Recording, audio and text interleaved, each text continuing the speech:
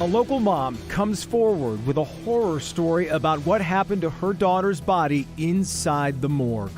We couldn't view her and say our goodbyes or anything, and it was very frustrating. Tonight, the defenders follow the money. So who is getting paid $31 million to run the Wayne County Medical Examiner's office?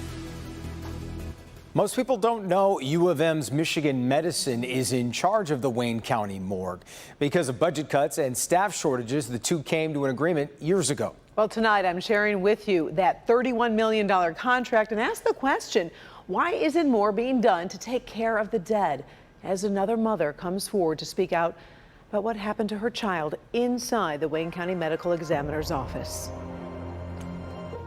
I couldn't say goodbye to her. Her kids couldn't say goodbye to her. It's still hard for Kathy Summers to talk about what happened to her daughter, Paula, inside the Wayne County morgue. How do you feel they're running this place? Not well. Paula Kudla was a 37-year-old mother of two. She battled a drug addiction and lost her fight on June 26th. Her body was brought to the Wayne County Medical Examiner's office.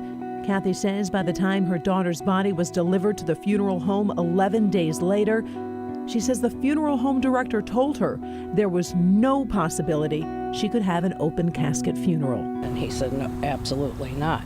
And I said, why is that? And he said, because she had maggots in her mouth. Maggots in her mouth? Yep. My youngest sister called and asked why they didn't have her in the freezer, and Did you get any answers? No.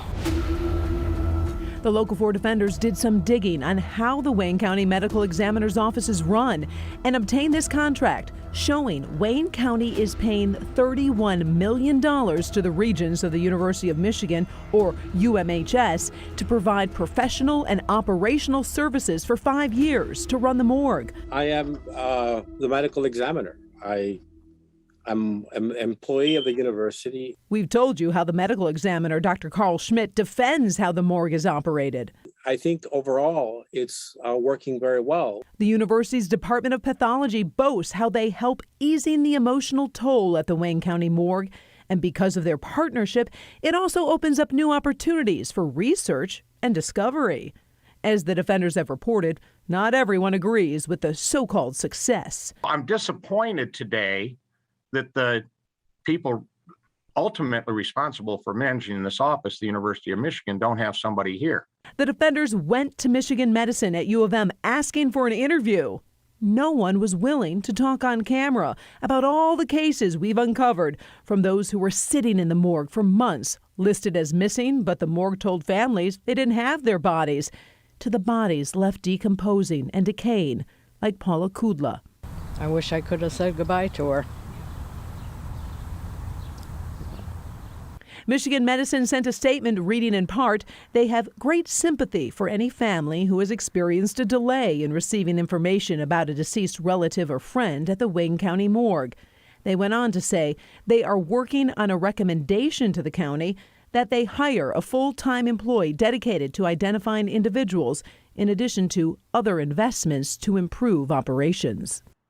So the 5-year contract with Michigan Medicine ends next September. The medical examiner's office has not received any official requests from Michigan Medicine for any hiring changes, but the county says once it does receive the recommendation, it will move fast to review the request. It is really important, though, to note, make sure to understand Wayne County does retain oversight of the Wayne County morgue, and I will continue to keep holding them accountable.